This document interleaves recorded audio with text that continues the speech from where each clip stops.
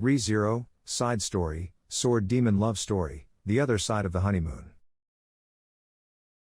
Over here, Carol, come on, Lady Teresia, you'll hurt yourself if you run off like that. With that, the girl frowned and chased after the young girl rushing ahead.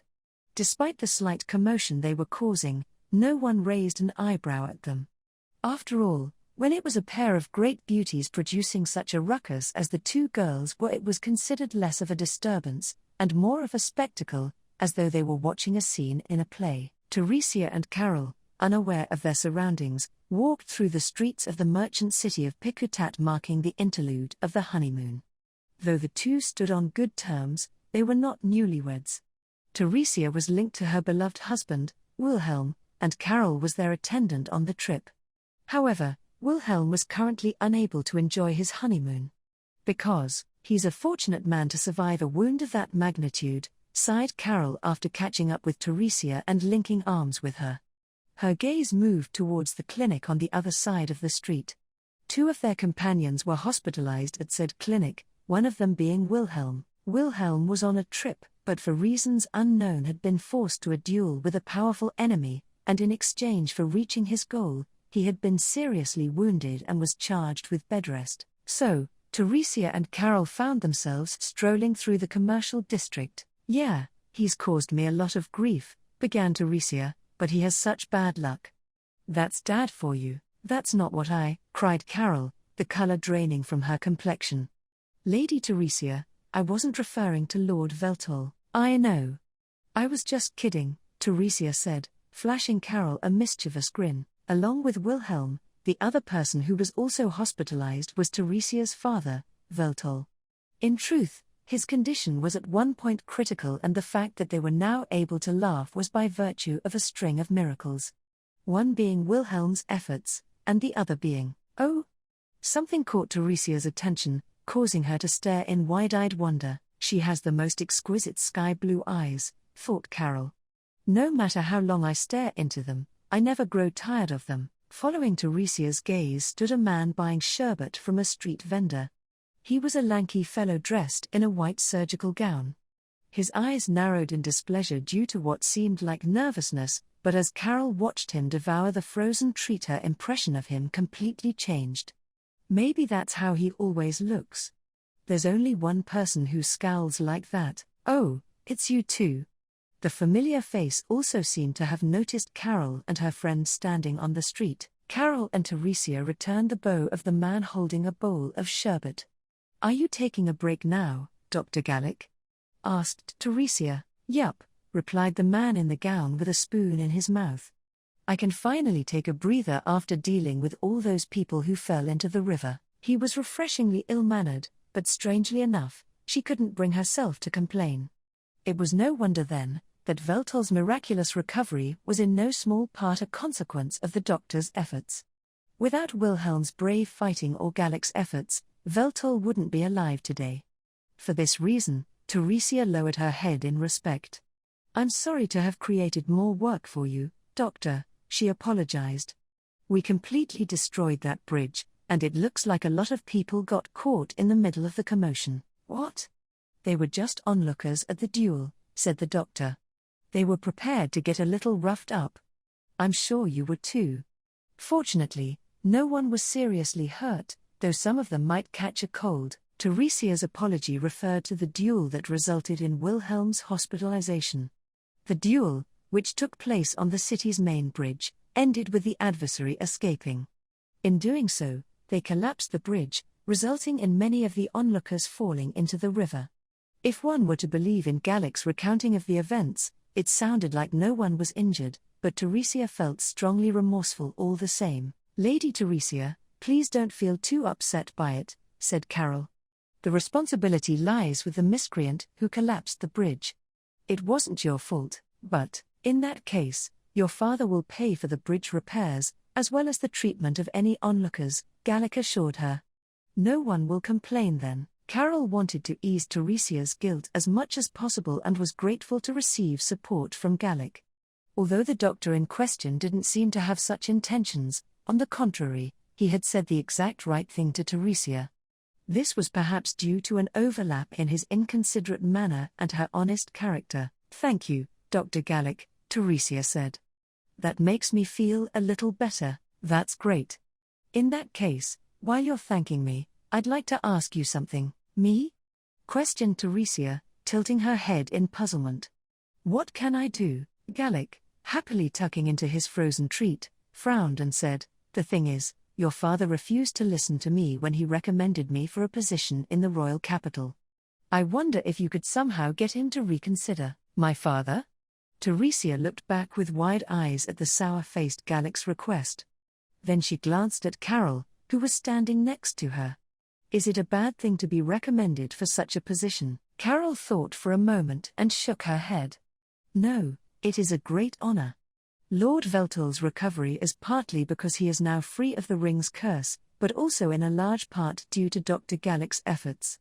I'm sure Lord Veltol appreciates your work, which is why he recommended you, but I'm saying that I don't want to go." Gallic appeared reluctant to further discuss the topic. Perhaps he didn't aspire to push his career in medicine any further. In fact, despite his overbearing personality, Veltol, the head of the Astria family, held a high degree of influence.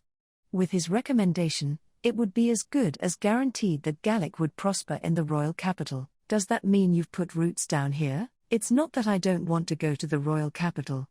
It's more to do because the mother of my son lives there," muttered Gallic bitterly. "Huh?"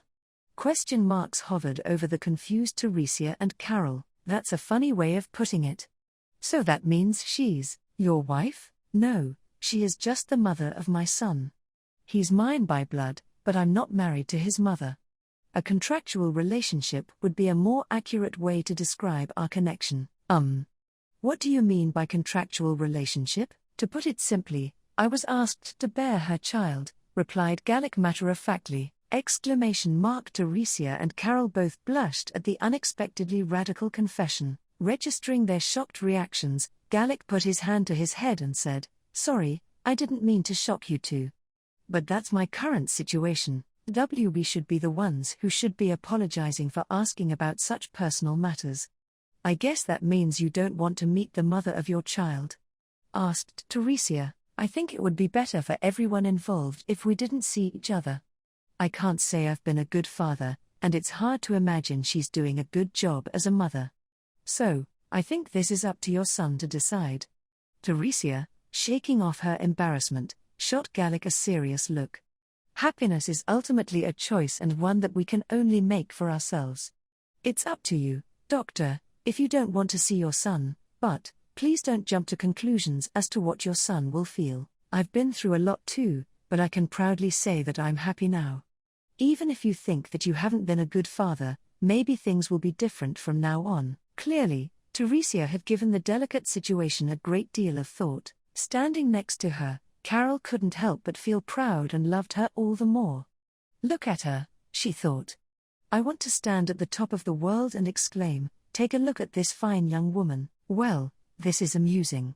Your companion holds herself in a more dignified manner than you." Looking at Teresia and Carol, the sickly-looking Gallic laughed. The scrawny healer laughed, tilted the bowl of now melted sherbet, and poured it down his throat. He exhaled a chilled breath. "You're right," he said. "Happiness is up to the individual. I've pretended it was for my son, but I was just making excuses. I should be ashamed of myself, Doctor. That's not what Well, I've made up my mind. I won't go to the royal capital because I don't want to see him." "Huh?" Teresia's eyes widened in disbelief. Her attempts at persuading the doctor resulted in the opposite of what she was expecting. Gallic flashed a toothy grin. "If my happiness is up to me to decide, then I choose to not go to the royal capital. It's not as simple as whether my son wants to see me or not.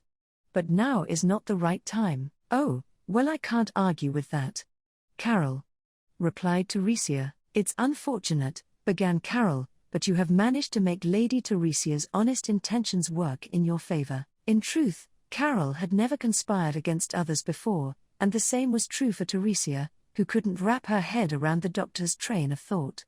As they metaphorically raised a white flag, Gallic puffed his nose in a good mood and said, "I've made up my mind and I have you to thank, my lady."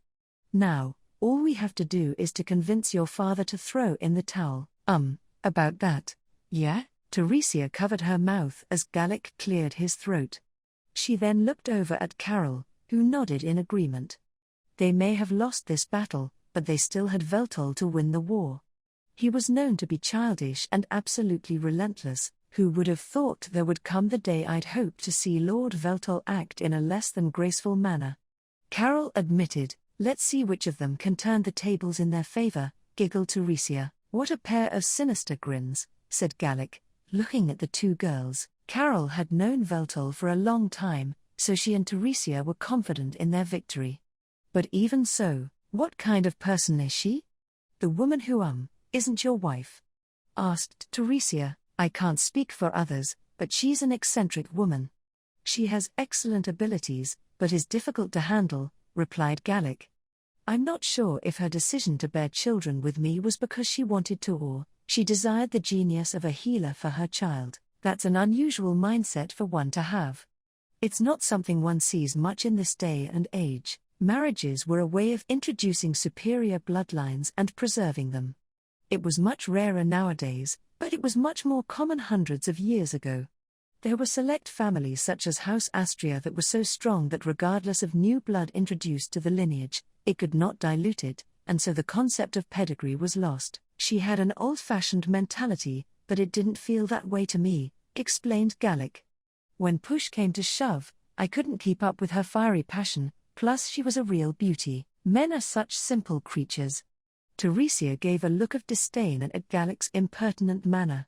Carol also shot a similar look of disgust and Gallic roared with laughter. He laughed in such a manner that could strike a nerve in others.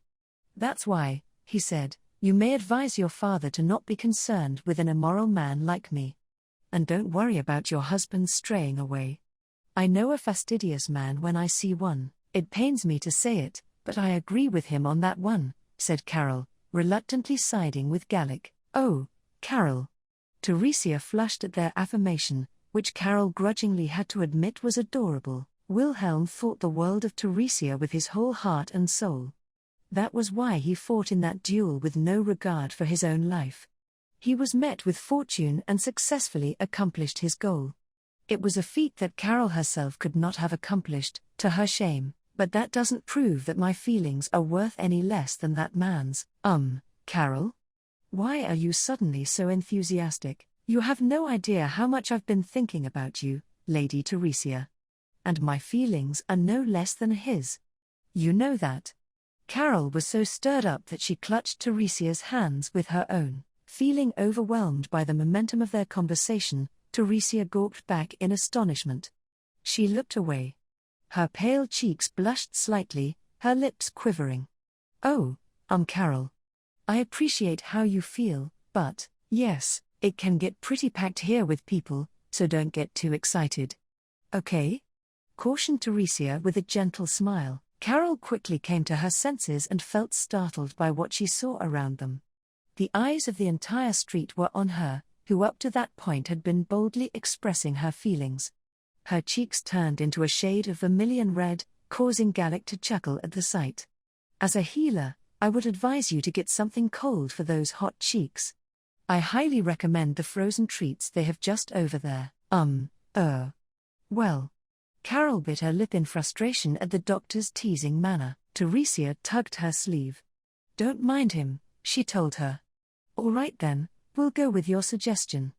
I'll treat you to a bowl of sherbet, Carol. Then, whether this was what Gallic had in mind or not, Carol let out a pathetic cry. Lady Teresia. But in the end, Teresia's allure was too much for her to resist, and so she staggered along behind her. He. All the best, you two, chortled Gallic as he turned around with a smile. Biting back the urge to lash back at the doctor, she held herself for a moment. At least, she hoped that her time with Teresia would make up for her humiliation and green-eyed jealousy of Wilhelm. Hey, Carol, what flavor do you want? However, such a feeble wish was nothing compared to the smile of the girl standing next to her, so Carol ran to join her mistress's side.